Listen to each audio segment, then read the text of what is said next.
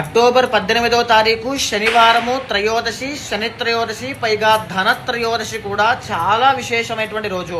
ఆ రోజున ప్రతి ఒక్కరూ కూడా సాయంత్రం వేళ మీ ఇంట్లో సింహద్వారం దగ్గర కుడివైపు రైట్ సైడ్ ఖచ్చితంగా గోధుమ పిండితో తయారు చేసినటువంటి ప్రమిదలో ఆవు నెయ్యి వేసి దీపం వెలిగించండి.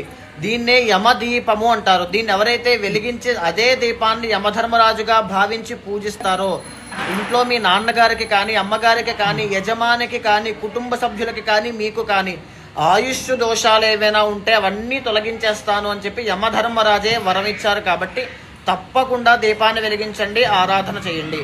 ఇక ఎడమ వైపున అదే రోజున సాయంత్రం వేళ రాగి చెంబు కానీ, రాగి బింది కానీ తీసుకుని అందులో నీళ్లు వేసి ఉత్తరేణి ఆకులు, తులసి ఆకులు వేసి ఆ బిందినే ధన్వంతరి స్వామిగా పూజించడం వల్ల ఇంట్లో దీర్ఘకాలిక ఆరోగ్య సమస్యలు రాకుండా ఇంటెల్లపాది ఐశ్వర్య